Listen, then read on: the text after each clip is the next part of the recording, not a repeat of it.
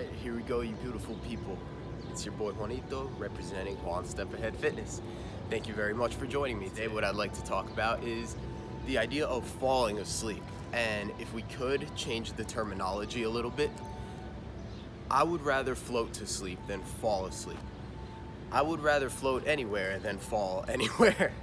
So we've been talking a little bit about down regulating, right? The ability to kind of slow down our brain waves, tap into that relaxation response, and all the wonderful things that it can do for our sleep quality.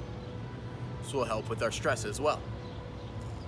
So to juxtapose it to the idea of eating, we know that there is something called overeating. Eating consciously versus eating unconsciously is an interesting idea. Story about a guy go to a monastery to kind of like improve his senses, make himself more able to focus and be mindful. So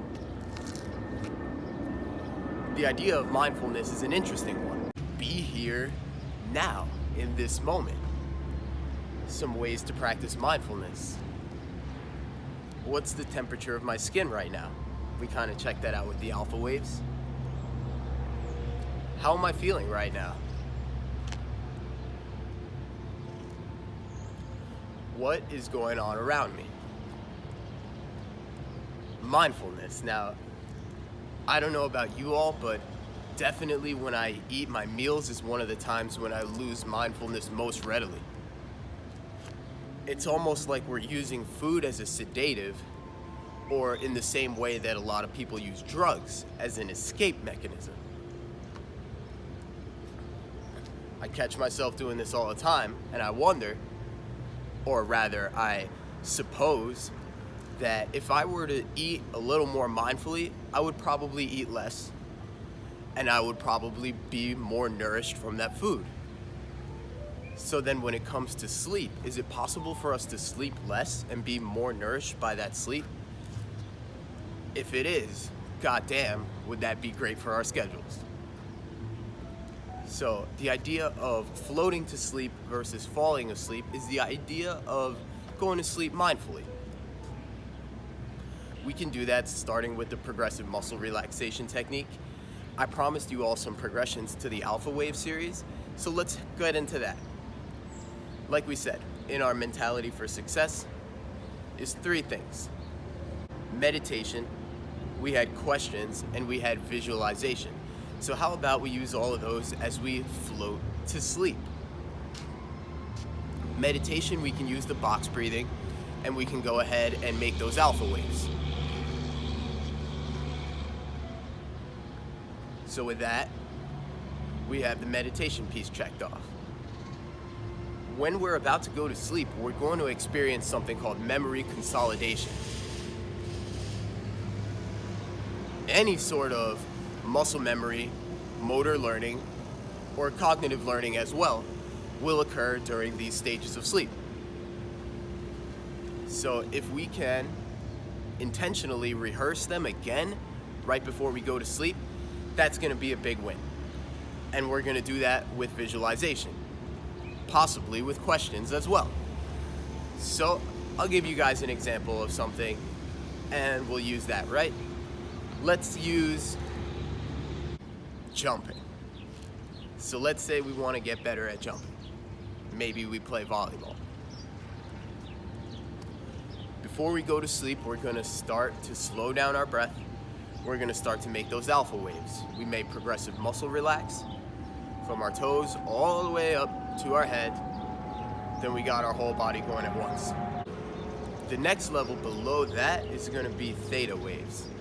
Again, we said these were associated with hypnosis and motor learning in children. Very interesting.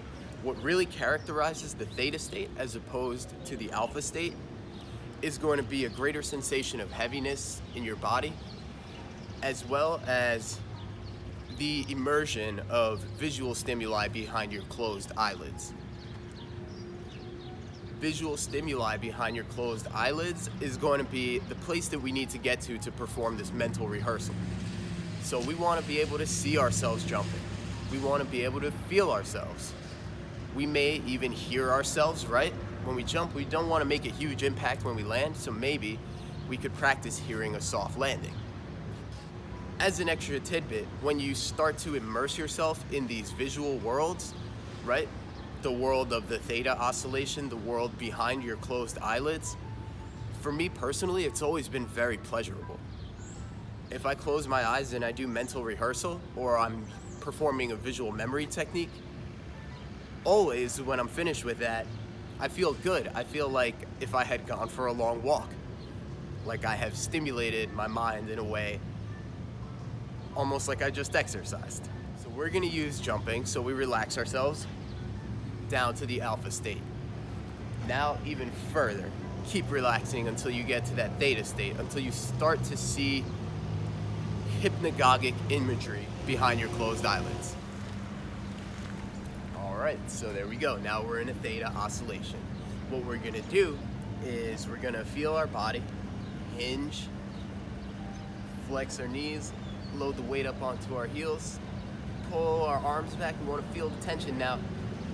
And then we're gonna swing them up, boom, arms, legs straighten out, butt squeeze, plantar flexion, all at the same time. And we could repeat this many times without getting tired, since it's all going on in here. So that's how we're going to do it. We're gonna float to sleep. We're gonna take that time and we're gonna use it to further our own ambition. If we wanna get better at jumping, if we want better memory recall, we can use the visual memory techniques before we go to bed. Whatever it is that we want, we can use sleep as a force multiplier, as Sean Stevenson says.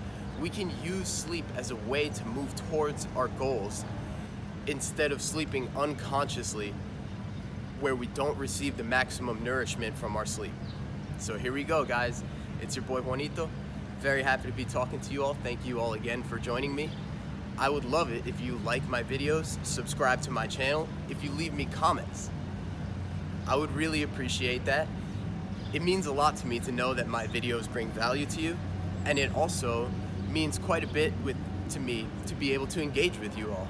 So please, if you have ideas or questions, send them my way for future videos. And once again, thank you very much for supporting me as I go on this journey to discover more about myself. Thank you.